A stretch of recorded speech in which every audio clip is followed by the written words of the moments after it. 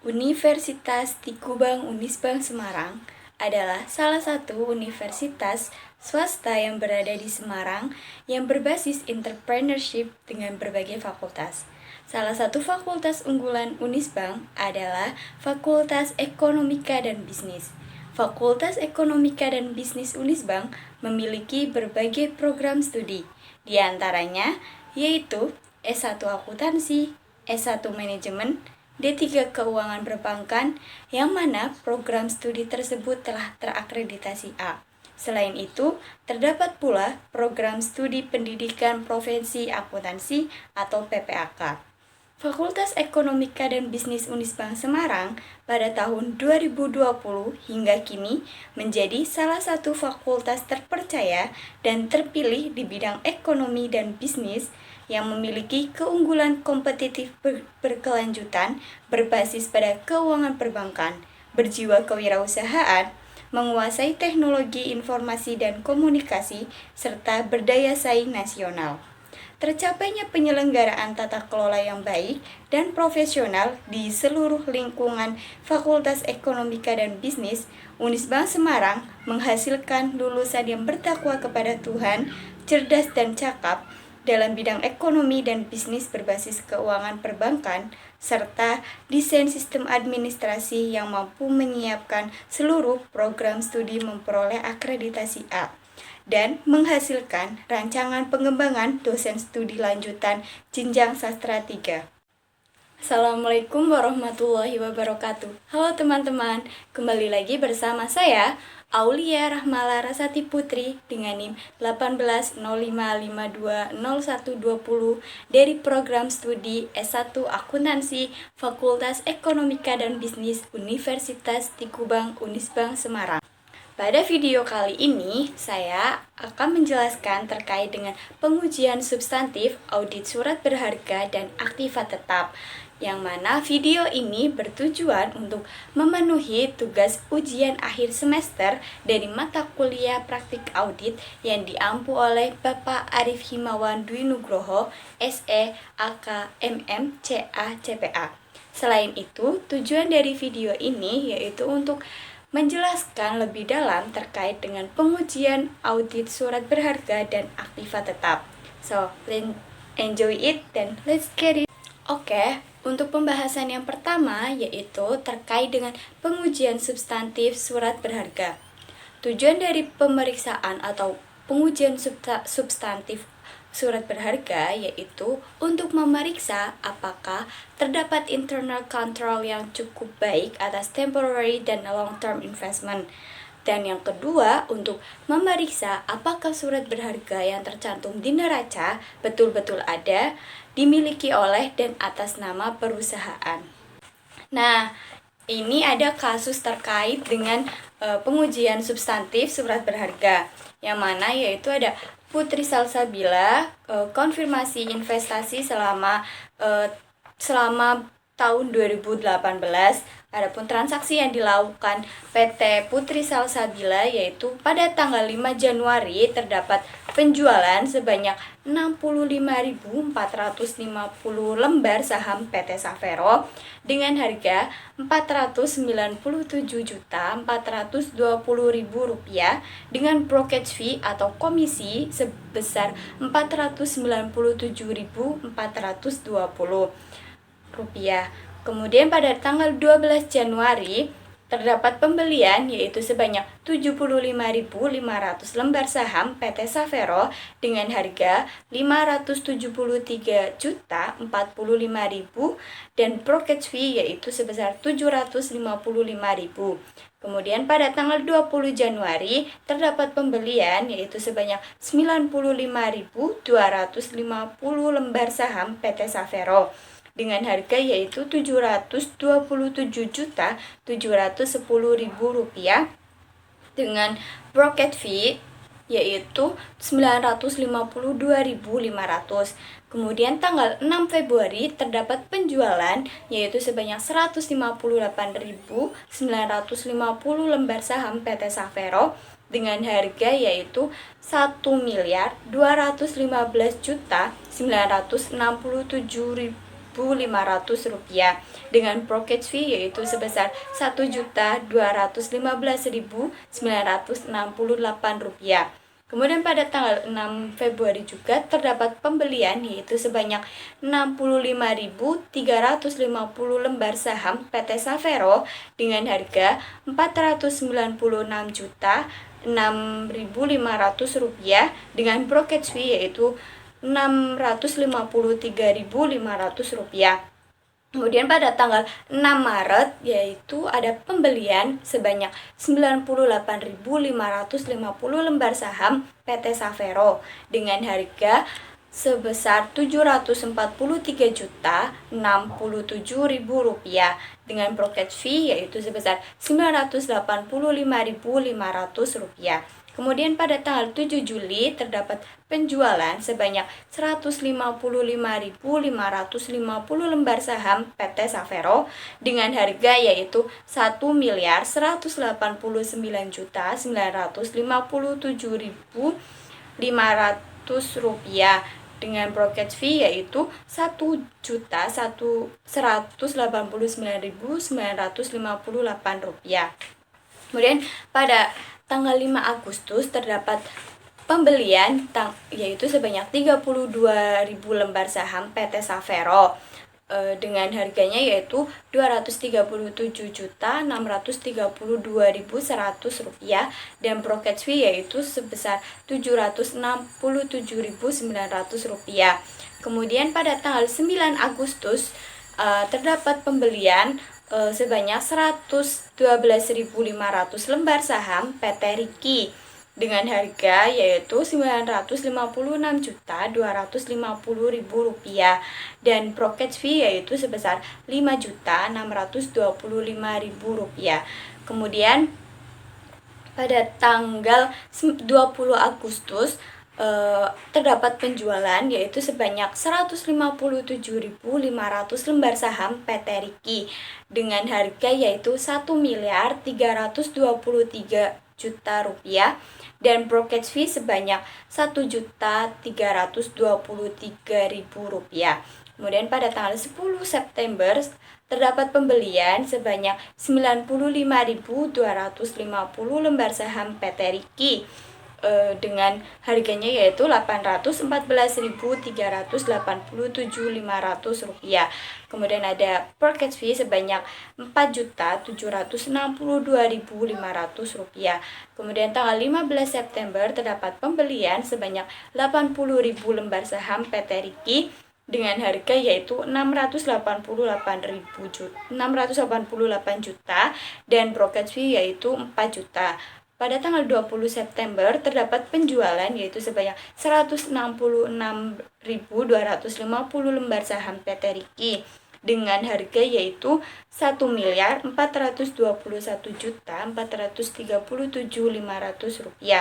dengan brokerage fee yaitu Rp1.421.438.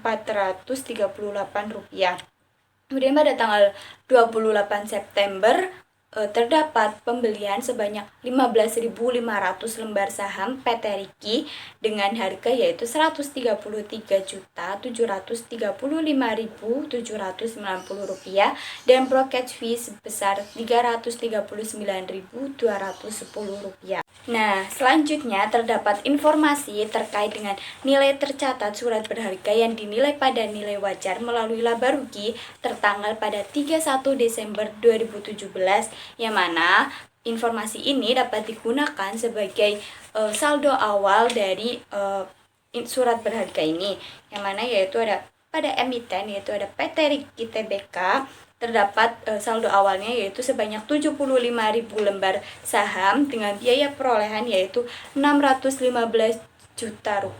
Kemudian ada PT Savero Tbk dengan sebanyak 115.300 lembar saham dengan biaya perolehan yaitu sebesar Rp876.280.000.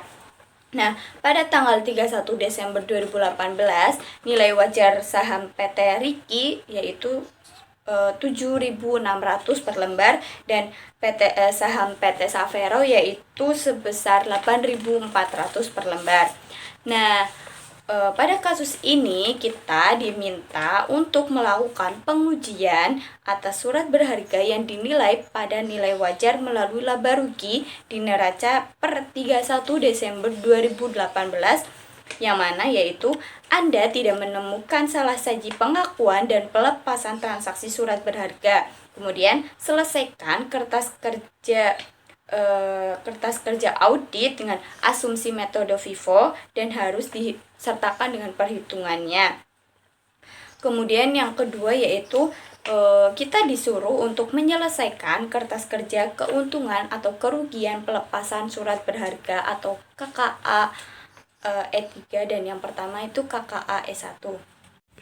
Nah, selanjutnya kita masuk ke pembahasan yang pertama terkait dengan KKA E1 dan KKA E3. Pertama-tama, kita harus menghitung terlebih dahulu terkait dengan pembelian dan pelepasan sebelum kita masuk ke KKA E1. Pertama, kita akan menghitung transaksi atas saham dari PT Savero Tbk. Yang pertama, kita harus masukkan terlebih dahulu yaitu saldo awalnya PT Savero yang didapat dari nilai tercatat surat berharga per 31 Desember 2017. Kita masukkan saja sebagai 1 Januari 2018, yaitu dengan keterangan saldo awal dengan jumlah lembar sahamnya yaitu sebanyak 115.300 lembar saham dengan biaya perolehan atau harga perolehannya yaitu Rp876.280.000. Nah, harga per lembar didapat dari jumlah dibagi dengan banyaknya lembar saham. Nah, di sini yaitu sebesar 7.600. Nah, selanjutnya yaitu pada konfirmasi investasi kita mengetahui adanya transaksi yang telah dilakukan PT Putri Salsabila terkait dengan saham PT Savero. Yang pertama ada tanggal 5 Januari 2018 terjadi penjual sebanyak 65.450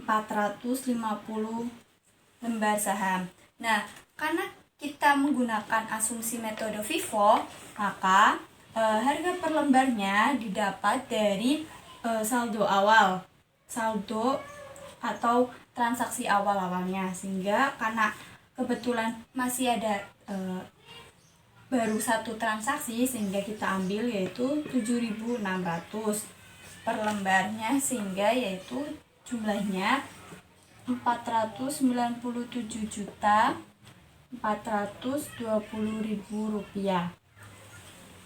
Nah, yang ketiga ada transaksi pada tanggal 12 Januari 2018 yaitu transaksi beli. Kita harus menghitung terlebih dahulu sisa dari saldonya. Nah, saldonya karena saldo awal sudah dikurangi penjualan, maka sisanya yaitu 49.850 lembar saham dengan harga per lembarnya yaitu 7.600 dan totalnya yaitu jumlahnya yaitu sebesar 378.860.000 rupiah, 378.860.000 rupiah. Kemudian kita lanjut ke transaksi yang ketiga yaitu pada tanggal 12 Januari 2018 ada transaksi pembelian yaitu sebanyak 75.000 lembar saham dengan harganya yaitu didapat dari informasi konfirmasi investasi pada kolom harga yaitu sebesar sebanyak 573.045.000 rupiah. Nah, tadi harga per lembarnya didapat dari jumlah dibagi dengan jumlah lembarnya yaitu, sehingga ini harganya yaitu 7.590 rupiah. Nah, lanjut Untuk transaksi pada tanggal 20 Januari juga terdapat pembelian yaitu sebanyak 95.250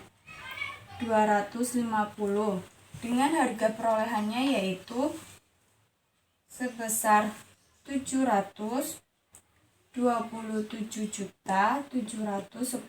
rupiah. Nah, ini juga jumlahnya dibagi dengan banyaknya lembar sahamnya yaitu jadi 7.640 rupiah. Kemudian pada tanggal 6 Februari 2018 terjadi penjualan.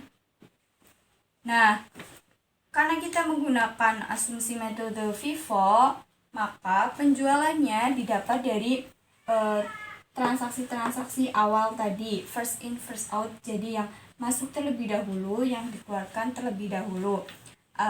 Pada tanggal 6 Februari terdapat penjualan sebanyak 158.950 lembar saham.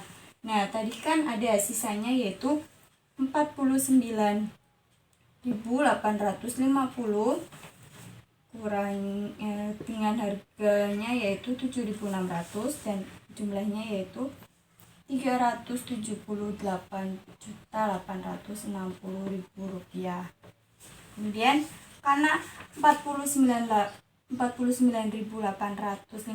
masih kurang untuk memenuhi 158.950 lembar saham, maka kita ambil yang kedua yaitu pembelian pada tanggal 12 Januari 2018 yaitu sebanyak 75.500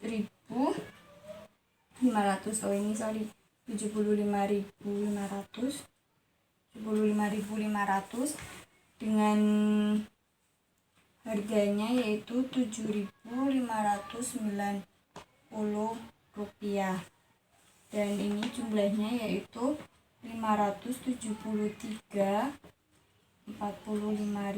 rupiah. Nah, karena ditambah sekiranya ini masih kurang juga, jadi kita karena kurangnya yaitu 33.600 lembar saham. Nah, itu didapat dari sini pembelian yang tanggal 20 Januari 2018 sehingga harganya yaitu 7.640 sehingga hasilnya yaitu 256.704.000 rupiah sehingga di total yaitu ini total ada yaitu 158.950 lembar saham dan ini di total yaitu 1.208.609.000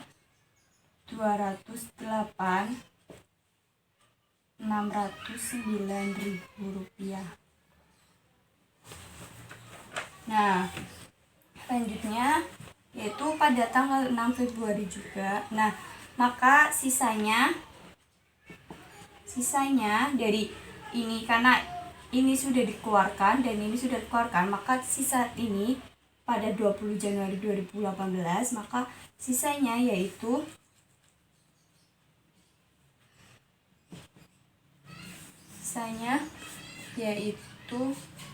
61.650 rupiah dengan harga per lembarnya yaitu 7.640 dan jumlahnya yaitu 471.006.000 rupiah. Nah, kemudian kita masuk ke transaksi selanjutnya yaitu pada tanggal 6 Februari 2018 yaitu ada terdapat transaksi pembelian sebanyak 65.300 lembar saham dengan harga perolehannya yaitu 496.600.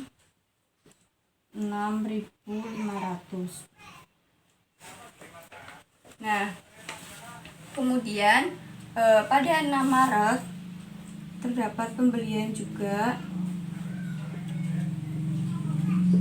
yaitu sebanyak 496.000. Nah, ini 496.600 harga per lembarnya yaitu 7.990. Nah, untuk ini pada tanggal 6 Maret 2018 terdapat pembelian yaitu 98.550 lembar saham dan harga perolehannya yaitu 767,067. Nah, harga per lembarnya yaitu sebesar 7.540. Kemudian pada tanggal 7 Juli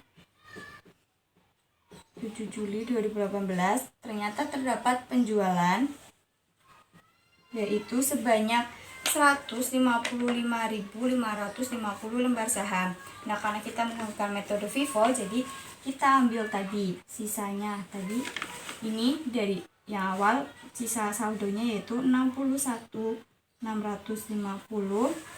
dengan harga per lembarnya yaitu 7.640 dan jumlahnya 471.600. Nah, kemudian karena masih kurang sehingga kita ambil lagi pada tanggal 6 Februari 2018 yaitu sebanyak 65.350 lembar saham dengan harganya yaitu 7.590 rupiah. Hasilnya yaitu 496.006.500. Karena masih kurang juga, jadi kita ambil dari yang tanggal 6 Maret 2018 yaitu sebanyak sekurangnya yaitu 28.550 lembar saham dan harganya yaitu 7.540. Ini 590 ya. Itu jadi 743.067 rupiah. Nah, kita hitung yaitu jadi penjualannya sebanyak 155.550 lembar saham dan totalnya yaitu sebesar 1.279.500. Kita hitung sisanya. Tadi kan ini penjualannya yaitu 155.550. Nah, sisanya yaitu jadi sebanyak 70.000 lembar saham karena ini sisa ini dikurangin ini, beli ini dikurangin ini, jadi 70.000 lembar saham dengan harganya yaitu 7.540 rupiah dan totalnya yaitu 527.800 rupiah. Nah, selanjutnya ternyata pada tanggal 5 Agustus 2018 terdapat pembelian 5 Agustus 2018 terdapat pembelian sebanyak 332.000 lembar saham. Nah, dengan harganya yaitu 237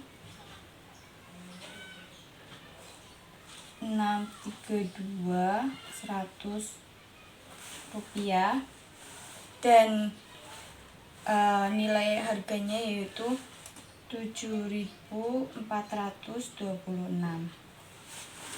Nah, karena papan tulisnya tidak muat, seharusnya kita menghitung total dari pembeliannya dan total untuk penjualannya. Nah, total penjualannya yaitu sebesar 2.888.308.500 rupiah, dan untuk pembeliannya yaitu totalnya yaitu 2.777.460.600 rupiah, dan saldo akhirnya yaitu sebanyak 102.000 lembar saham dengan harga per lembarnya yaitu 7.504, dan jumlahnya yaitu sebesar 765.432.100 rupiah yang didapat dari sisanya ditambah dengan belinya, yaitu 70.000 ditambah 32.000 lembar saham. Nanti saya akan sertakan pada video. Nah, selanjutnya kita akan memperhitungkan terkait dengan pembelian dan pelepasan PT Riki. Karena kita tadi sudah mengetahui bagaimana tata cara perhitungannya, di sini saya akan menjelaskan secara ringkas saja untuk PT Riki. Yang pertama, pada tanggal 1 Januari 2018 tadi kan untuk saldo awalnya yaitu PT Riki terdapat yaitu 75.000 lembar saham dengan biaya perolehan yaitu 615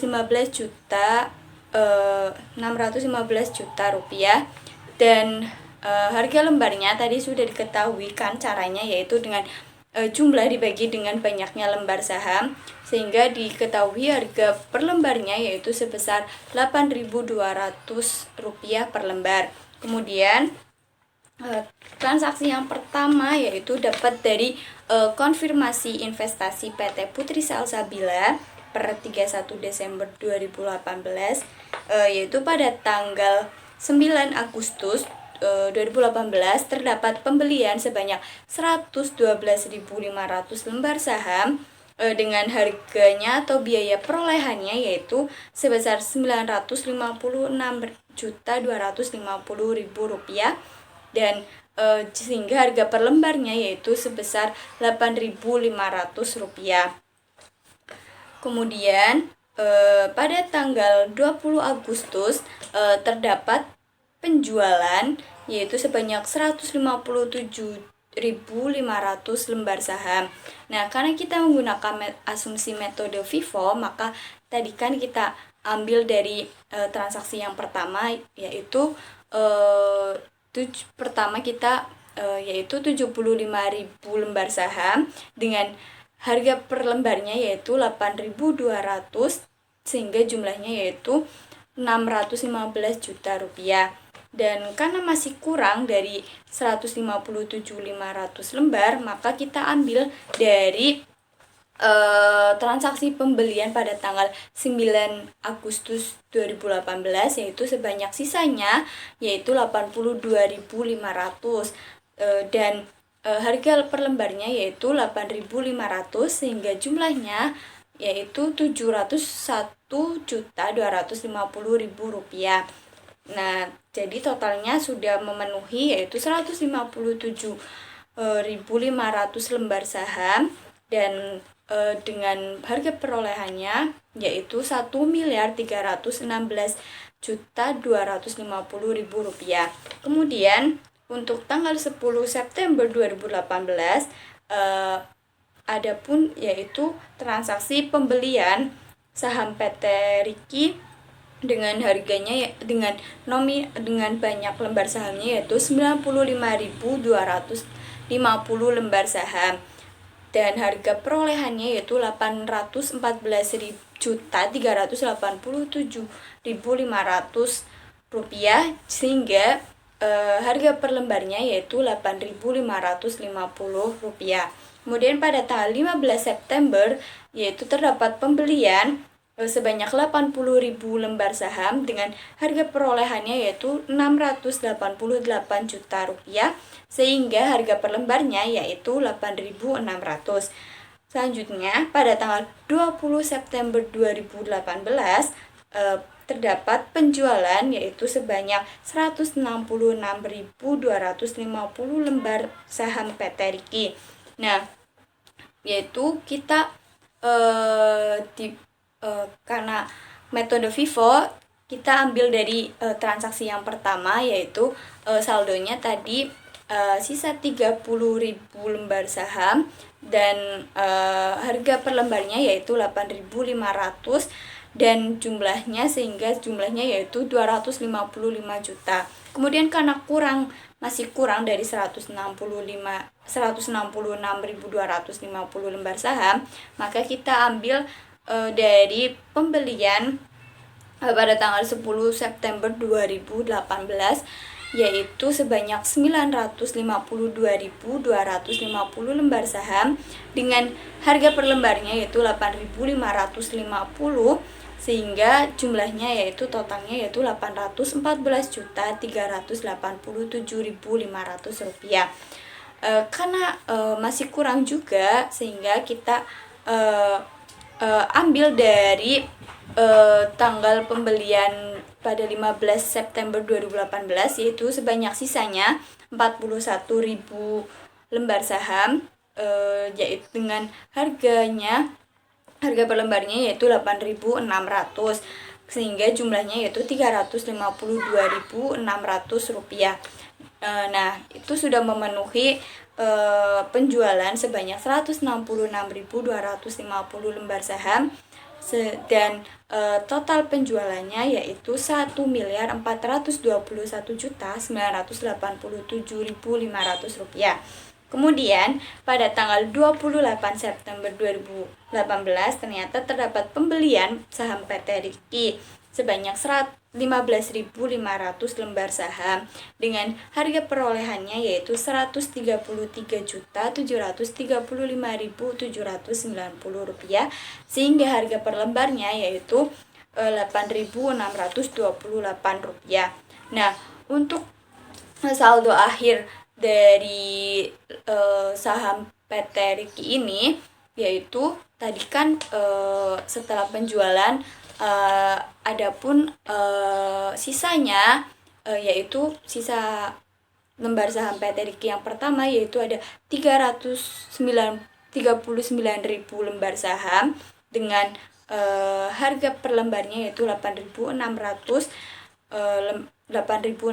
rupiah dan jumlahnya yaitu 335.400.000 rupiah. Dan tadi kan ada pada tanggal 28 September ternyata terdapat pembelian sebanyak 15.500 lembar saham dengan harga perolehannya yaitu 133.735.790 rupiah, sehingga saldo akhirnya yaitu menjadi 54.500 dan dengan totalnya harga perolehannya yaitu 469.135.790 rupiah dan banyaknya penjualan yaitu sebesar 2.238.237.500 rupiah dan banyaknya pembelian yaitu sebanyak 2.552.373.290 rupiah. Selanjutnya kita sudah masuk ke tabel KKA S1. Yang pertama kita harus mengetahui perusahaannya yaitu PT Putri Salsabila. Di bawahnya yaitu surat-surat berharga per 31 Desember 2018 KKA S1. Dengan adapun tabelnya dengan kolom-kolom yaitu terdapat kolom emiten, jumlah saham, saldo 31 Desember 2017 atau saldo awal, dan transaksi, yaitu transaksi pembelian dan transaksi pelepasan atau penjualan, saldo akhir atau saldo 31 Desember 2018, dan nilai wajar yaitu harga per lembarnya dan jumlah rupiahnya. Yang pertama, kita tadi ada emiten dari PT Savero Tbk dengan jumlah sahamnya itu didapat dari hasil perhitungan lembar saham PT Savero yang paling akhir, yaitu sebanyak saldo akhirnya banyaknya saham yaitu sebanyak 102.000 lembar saham, dan saldo awalnya atau saldo 31 Desember 2017 yaitu didapat dari nilai tercatat surat berharga pada 31 Desember 2017 yaitu untuk PT Savero yaitu sebesar Rp876.280.000, dan transaksi pembelian tadi sudah diketahui melalui hasil perhitungan total dari pembeliannya yaitu Rp2.077.460.600, dan jumlah pelepasannya atau penjualannya juga tadi sudah diketahui melalui hasil perhitungan yaitu totalnya sebanyak Rp2.888.308.500, dan saldo akhirnya yaitu didapat dari saldo awal 31 Desember 2017 ditambah pembelian yaitu saldo awalnya Rp876.280.000 ditambah pembelian sebanyak Rp2.777.460.600, dan dikurangi dengan pelepasan atau penjualan sebanyak Rp2.888.308.500, sehingga saldo akhirnya atau saldo 31 Desember 2018 yaitu sebesar Rp765.432.100, dan nilai wajarnya tadi diketahui bahwa per lembarnya yaitu menjadi 8.400 hingga 8.400 dikalikan dengan banyaknya lembar saham terakhir yaitu sebanyak 102.000 lembar saham, sehingga itu hasilnya Rp856.800.000. Kemudian untuk PT Riki Tbk, jumlah saham terakhir yaitu saldo akhir saham terakhirnya yaitu sebanyak 54.500 lembar saham, dan saldo awalnya yaitu sebanyak Rp615 juta, dan untuk pembeliannya sebanyak Rp2.593.373.290, dan untuk penjualan yaitu sebanyak Rp2.738.237.500, sehingga saldo akhirnya atau saldo 31 Desember 2018 sebanyak Rp469.135.790.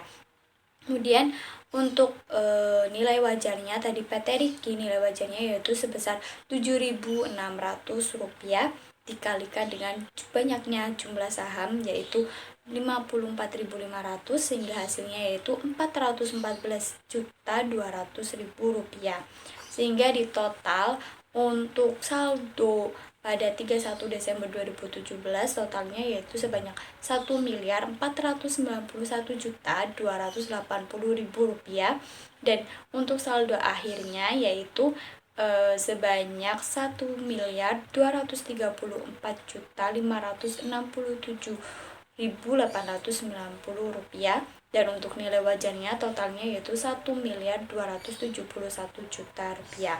Selanjutnya yang terakhir ada terkait dengan laba rugi atas penjualan surat berharga atau KKA E3, yang mana tabelnya terdapat kolom-kolom surat berharga, tanggal pelepasan, jumlah banyaknya lembar saham yang dijual, harga perolehan pada saat harga dibelinya, kemudian penerimaan kas atau harga jualnya, dan laba atau rugi. Kemudian yang pertama yaitu surat berharga atas PT Savero Tbk, yang mana yang pertama ada tanggal 5 Januari 2018. Jumlah lembar sahamnya sebanyak 65.450 lembar saham yang dijual, dan harga perolehannya pada harga perolehan dari saham PT Savero Tbk yaitu sebesar Rp497.420.000, sedangkan penerimaan kasnya yaitu Rp496.922.580 yang didapat dari harga yang tertera pada informasi konfirmasi investasi dikurangi dengan brokerage fee, sehingga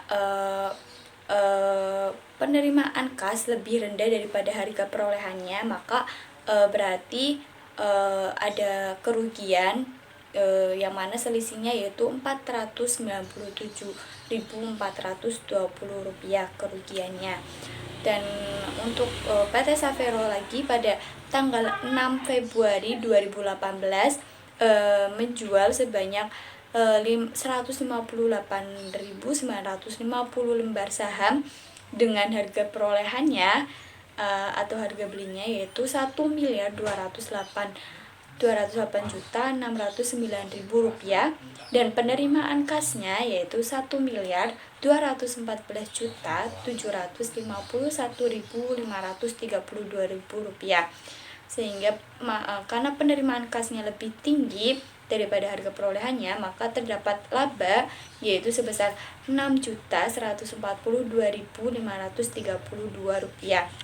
Kemudian PT Savero lagi pada tanggal 7 Juli 2018 yaitu menjual sebanyak 155.550 lembar saham PT Savero dengan harga perolehannya yaitu Rp1.182.279.500,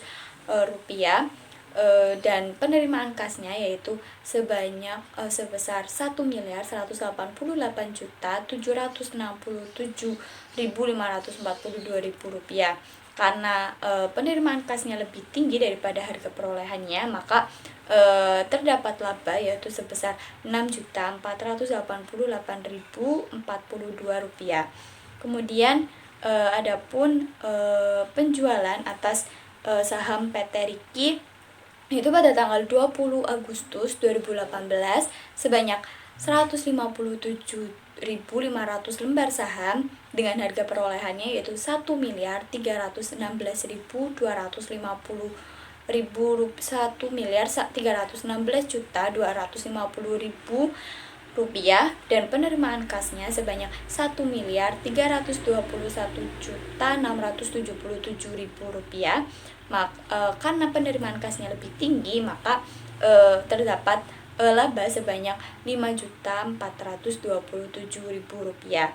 Kemudian ada lagi penjualan atas saham PT Riki pada tanggal 20 September 2018 sebanyak 166.250 lembar saham dengan harga perolehannya yaitu Rp1.421.987.500, dan penerimaan kasnya yaitu Rp1.420.016.062.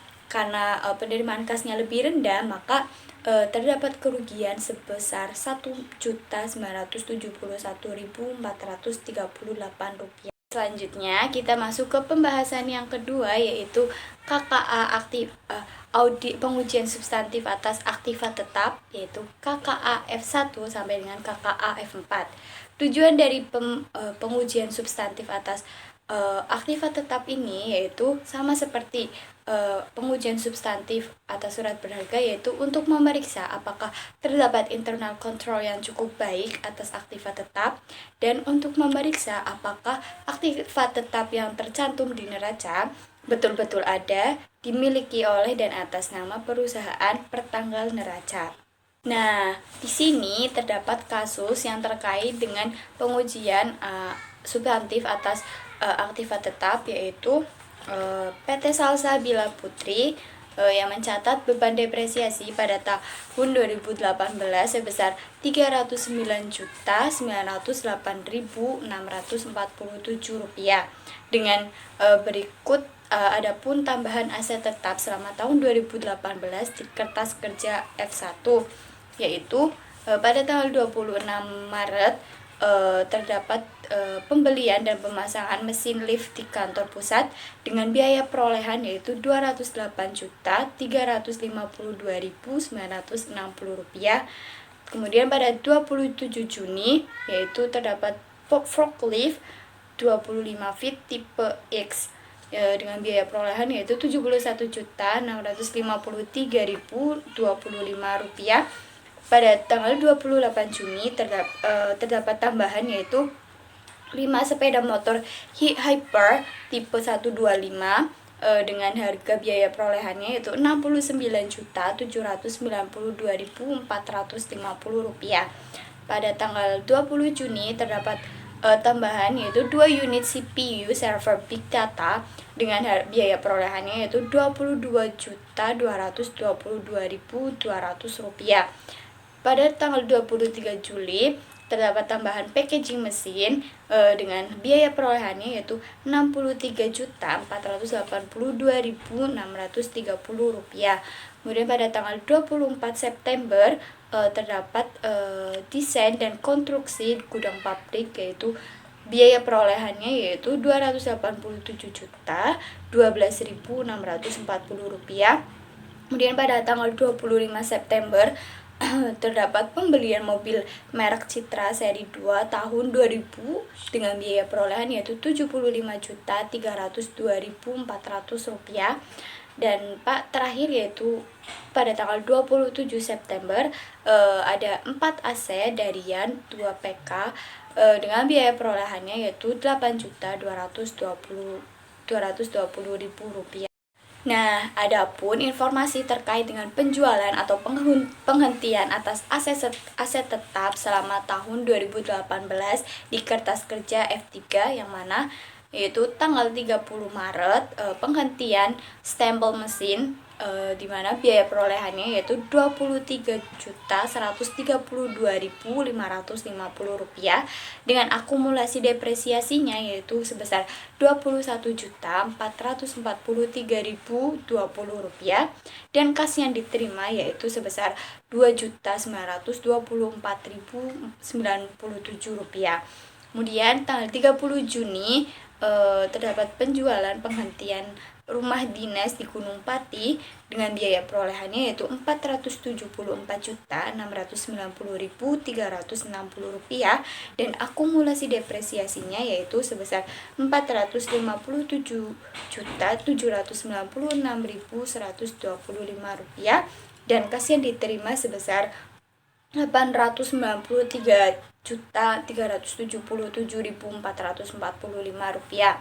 Kemudian tanggal 29 Mei yaitu ada mebel dengan biaya perolehannya yaitu Rp9.687.000 dan akumulasi depresiasinya yaitu sebesar Rp9.187.000, sedangkan kas yang diterima yaitu sebesar Rp456.750. Kemudian pada tanggal 25 September terdapat penjualan yaitu 4 AC Adi Warna dengan biaya perolehannya yaitu Rp13.151.200,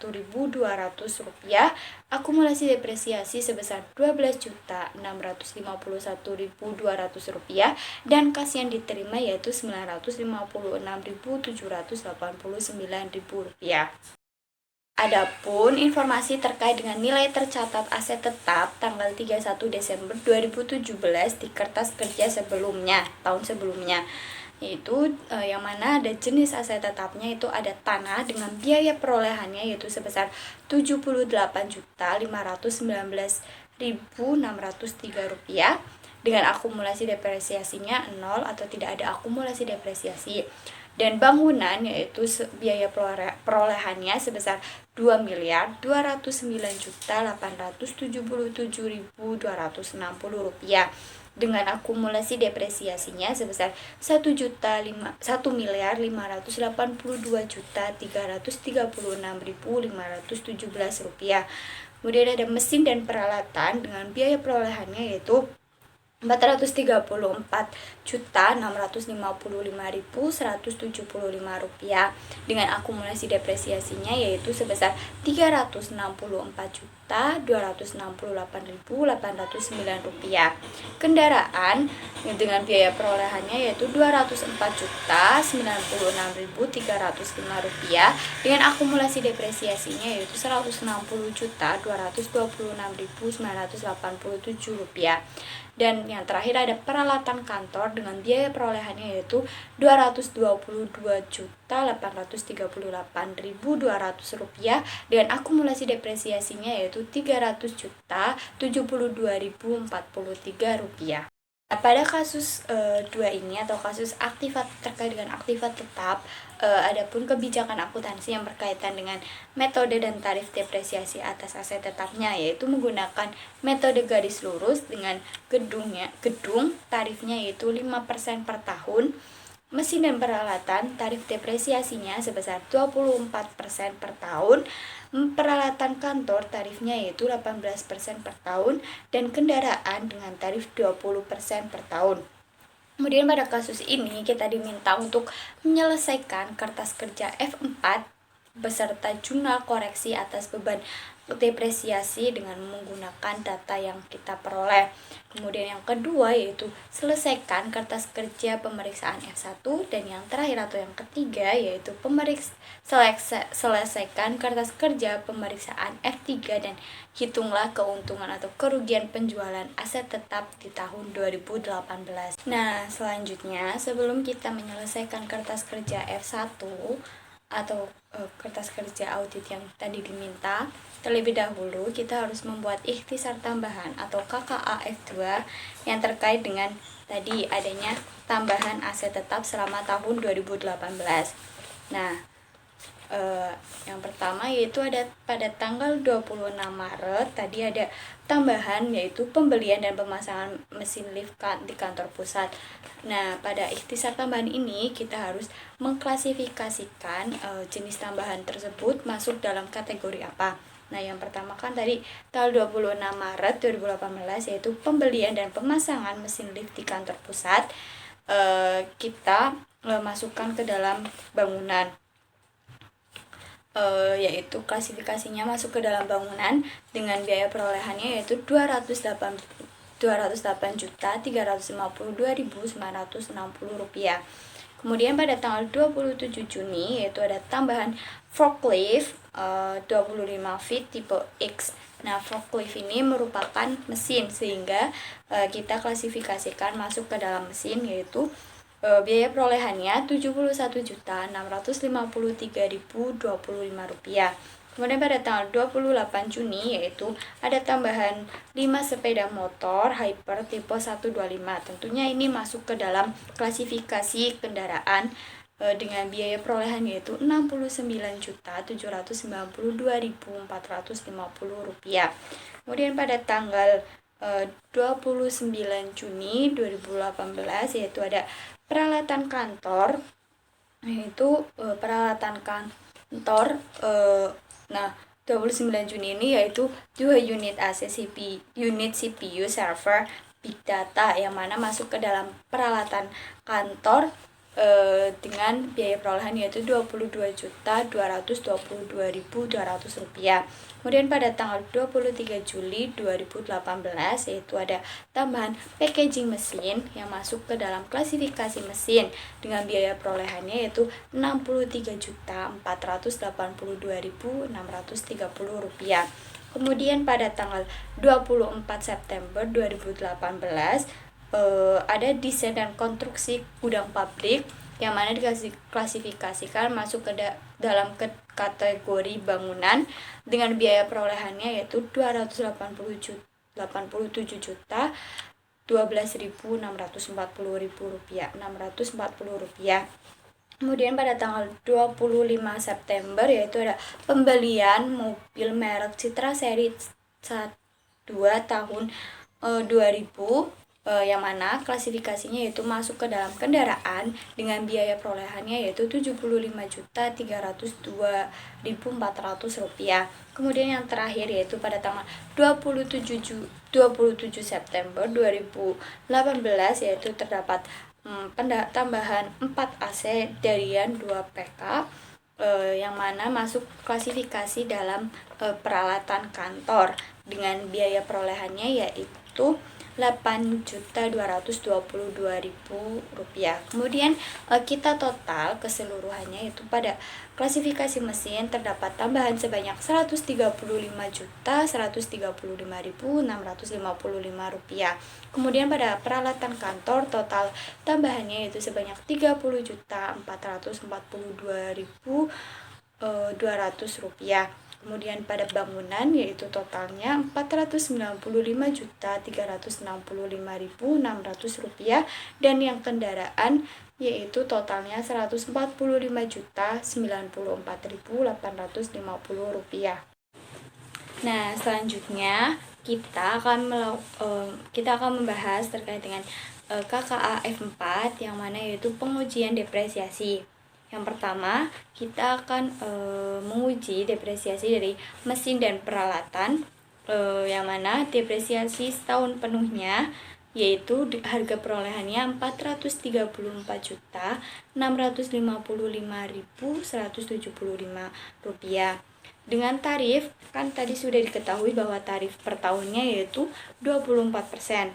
Karena ini depresiasi penuh selama setahun penuh, maka tarifnya tetap 24%. Sehingga depresiasi tahun 2018-nya yaitu sebanyak Rp104.317.242. Kemudian tadi kan kita sudah mengklasifikasikan pada ikhtisar tambahan bahwa ada penambahan terkait dengan mesin dan peralatan, yaitu tambahan yang pertama yaitu forklift pada tanggal 27 Juni. Forklift yaitu biaya harga perolehannya itu sebanyak Rp71.653.025 dengan tarifnya yaitu 12%. Nah, tarif ini didapat dari 20 dari tanggal perolehannya yaitu 27 Juni terhitung sampai dengan 31 Desember 2018. Nah, karena Juni sudah masuk akhir bulan, maka kita hitungnya dari Juli, Agustus, September, Oktober, November, Desember, sehingga 27 Juni ke 31 Desember yaitu 6 bulan.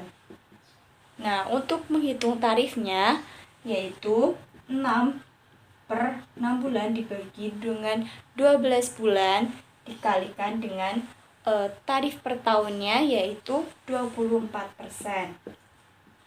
Sehingga didapat yaitu 12% tarif selama 27 Juni sampai dengan 31 Desember 2018, sehingga Rp71.653.025 dikalikan dengan 12%, maka hasilnya Rp8.598.363.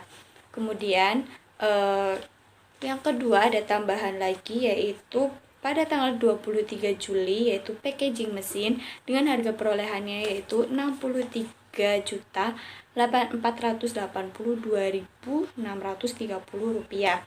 Nah, sama tadi tarifnya dihitung dari bulan perolehannya, tanggal perolehannya yaitu pada tanggal 23 Juli hingga 31 Desember 2018.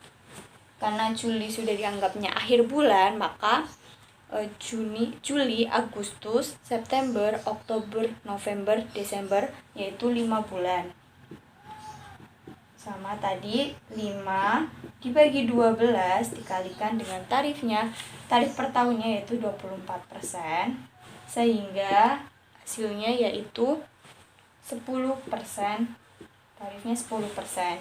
Nah, Kemudian depresiasi tahun 2018-nya sehingga yaitu harga perolehan dikalikan dengan tarifnya yaitu 63.482.630 rupiah dikalikan dengan 10% yaitu 6.348.263 rupiah. Kemudian dikurangi dengan penghentian, namun pada mesin dan peralatan tidak ada penghentian, sehingga selanjutnya yang kedua ya sehingga totalnya yaitu total dari depresiasi untuk mesin dan peralatan yaitu 119.263.868 rupiah. Kemudian yang kedua yaitu peralatan kantor. Untuk depresiasi setahun penuhnya harga perolehannya tadi kan sudah diketahui pada awal informasi awal yaitu sebesar Rp222.838.200 dengan tarifnya tadi sudah diketahui pada informasi awal yaitu 18%, sehingga depresiasi tahun 2018-nya setahun penuhnya yaitu Rp40.110.876. Kemudian ada pun tambahannya yaitu pada tanggal 20 Juni yaitu 2 unit CPU server Big Data dengan harga perolehannya yaitu Rp22.222.200, yang mana sama tadi perhitungan tarifnya yaitu dari bulan perolehan sampai dengan masa yang kita audit yaitu masanya yaitu 31 Desember 2018 sehingga yang mana yaitu 20 Juni hingga 31 Desember 2018. Juni, Juli, Agustus, September, Oktober, November, Desember yaitu 6 bulan sama 6 dibagi 12 dikalikan dengan tarifnya tadi setahun penuh yaitu 18%, sehingga tarifnya yaitu 9%. Nah, sehingga untuk depresiasi tahun 2018 terkait dengan tambahan atas tanggal 20 Juni 2018 yaitu sebesar 1.999.998 rupiah. Kemudian adapun tambahan yang kedua yaitu pada tanggal 27 September 2018 yang mana yaitu ada 4 AC Darian 2 PK.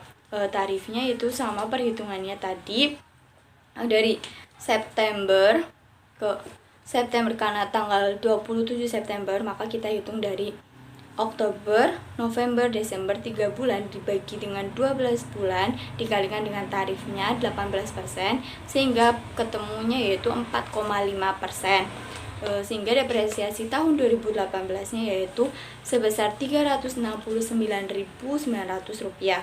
Kemudian adapun penghentiannya yaitu tanggal 30 Maret berupa stempel mesin. Stempel mesin ini masuk ke dalam peralatan kantor dengan biaya perolehannya yaitu Rp23.132.550 dengan tarifnya yaitu 13,5% yang didapat dari harga bulan penghentiannya yaitu 30 Maret sehingga depresiasinya yaitu Rp3.122.894. Kemudian ada lagi yaitu penghentian mebel pada tanggal 29 Mei dengan harga perolehan yaitu Rp9.687.000 dengan tarifnya yaitu 10,5% dan depresiasi sehingga depresiasi tahun 2018-nya yaitu Rp1.017.135. Kemudian ada lagi satu lagi yaitu penghentian 4 AC Adiwarna pada tanggal 25 September yaitu dengan biaya perolehannya yaitu Rp13.151.200 dan tarifnya yaitu 4,5% depresiasi tahun 2018-nya yaitu Rp591.804.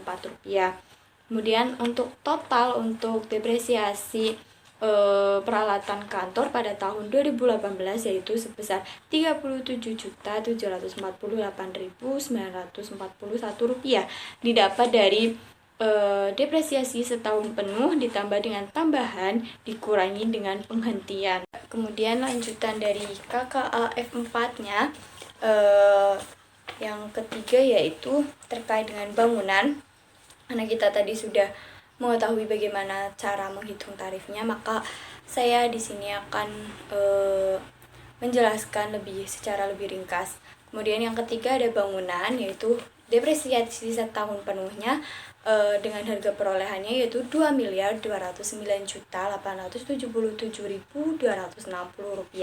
dengan tarif per tahunnya yaitu 5%, sehingga didapat depresiasi tahun 2018-nya yaitu Rp110.493.863. Kemudian terdapat tambahan yaitu pada tanggal 26 Maret pembelian dan pemasangan mesin lift di kantor pusat dengan harga perolehannya yaitu Rp208.352.960, di mana tarifnya tadi kita sudah tahu cara perhitungannya, yaitu tarifnya sebesar 3,8%, sehingga depresiasi tahun 2018-nya yaitu sebesar Rp7.813.236.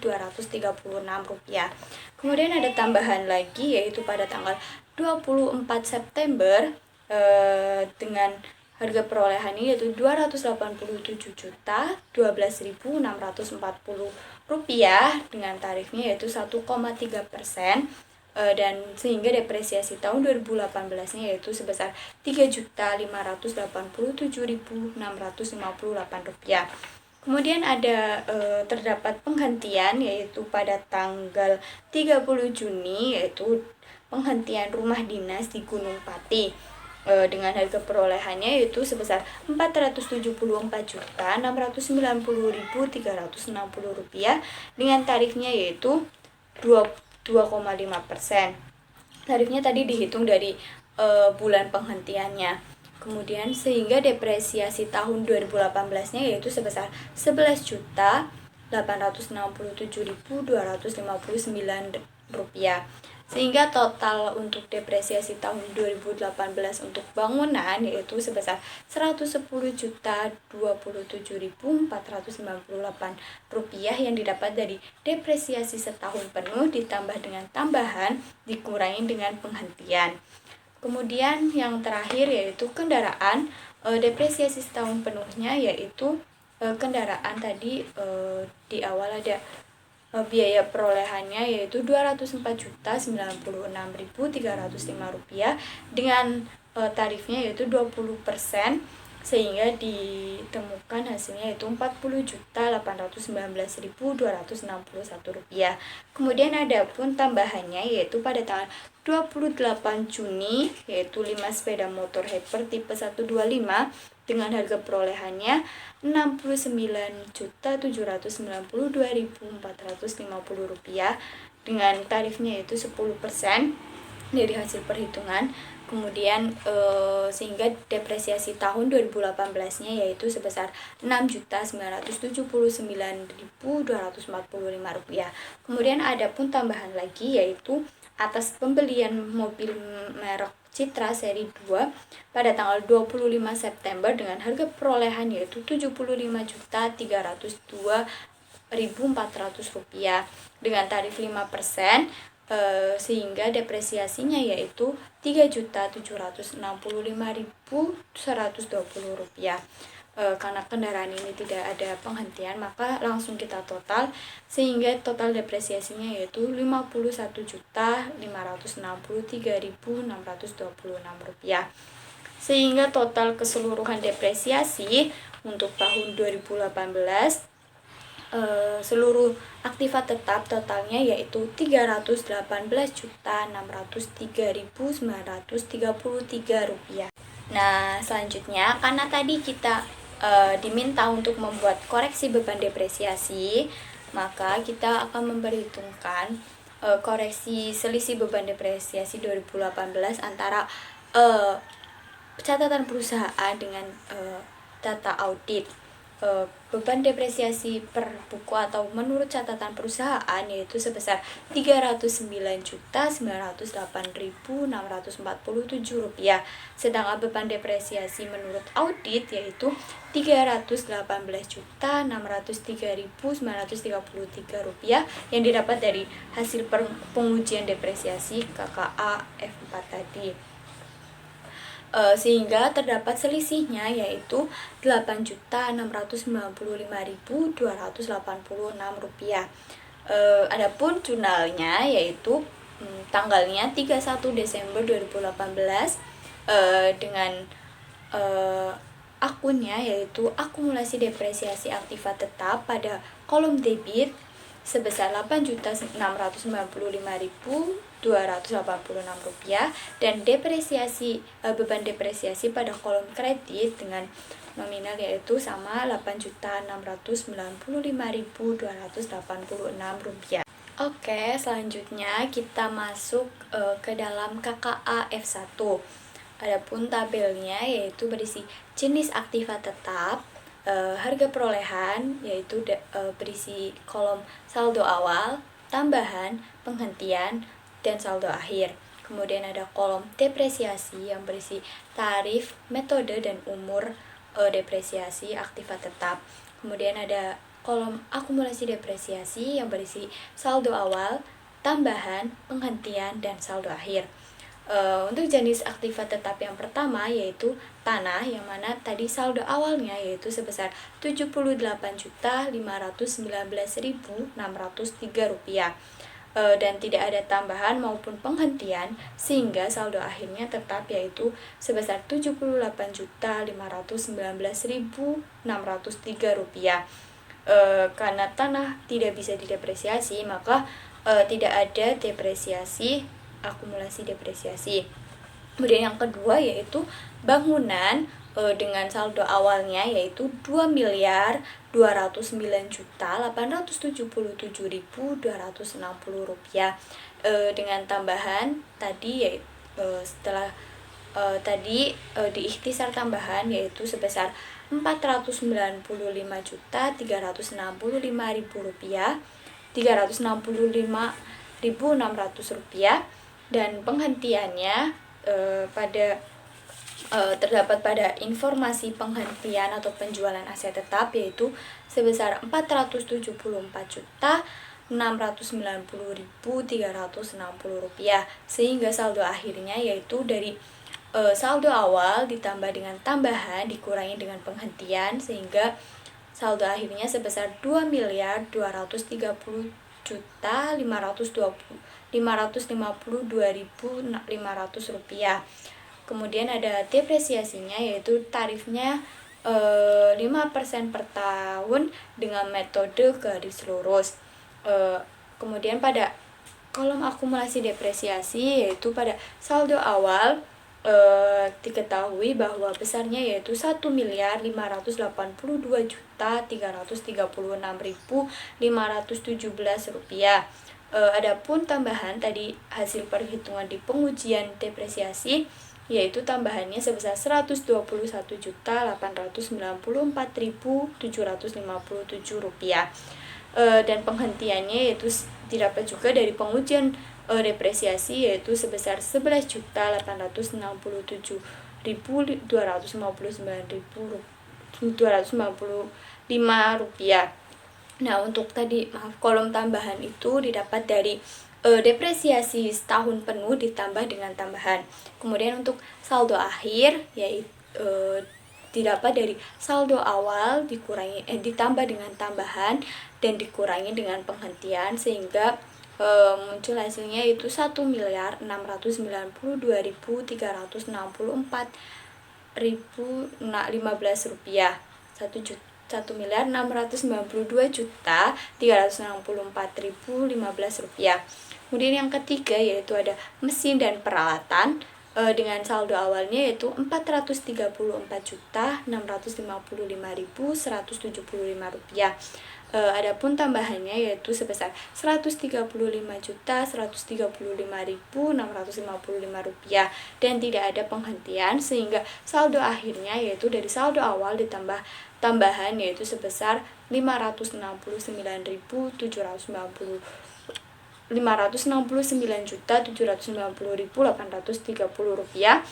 dengan tarif depresiasinya yaitu 24% per tahun dengan metode garis lurus. Kemudian pada akumulasi depresiasi, saldo awalnya yaitu Rp364.268.809 dengan tambahannya yaitu Rp119.263.868 dan tidak ada penghentian, sehingga saldo akhirnya yaitu sebesar Rp483.532.677. Kemudian yang keempat adalah kendaraan dengan saldo awal yaitu Rp204.096.305 dengan tambahannya yaitu Rp145.094.850 dan tidak ada penghentian, sehingga saldo akhirnya yaitu sebesar Rp349.191.155 dengan depresiasi tarif dan metodenya yaitu 20% per tahun dengan metode garis lurus. Kemudian pada akumulasi depresiasi, saldo awalnya yaitu sebesar Rp160.226.987 dan tambahannya yaitu Rp50.563.626 dan tidak ada penghentian, sehingga saldo akhirnya yaitu Rp211.790.613. Kemudian yang terakhir yaitu peralatan kantor dengan saldo awalnya yaitu Rp228.838.200 dengan tambahan yaitu Rp30.442.200 dan penghentiannya yaitu Rp45.970.750, sehingga saldo akhirnya yaitu Rp207.309.650 dengan tarif depresiasi yaitu 18% per tahun dan metodenya yaitu garis lurus. Adapun pada akumulasi depresiasi yaitu saldo awalnya Rp372.043 dan tambahannya yaitu Rp4.480.774 dengan penghentiannya yaitu Rp4.731.833, sehingga saldo akhirnya yaitu Rp337.820.984, sehingga total dari saldo awal yaitu Rp3.189.986.543. Kemudian total dari tambahan yaitu sebesar Rp806.038.305 dan total dari penghentian yaitu sebesar Rp520.661.110 dan saldo akhirnya totalnya yaitu Rp3.433.538.738. Maaf tadi Rp3.435.363.738. Kemudian untuk total akumulasi depresiasi, saldo awalnya yaitu Rp2.406.904.356 dan tambahannya yaitu totalnya Rp335.203.25 dan penghentiannya yaitu totalnya Rp16.559.092 dan saldo akhirnya totalnya yaitu Rp2.725.589. Terakhir yaitu ada KKAF 3 terkait dengan penghentian aktiva tetap.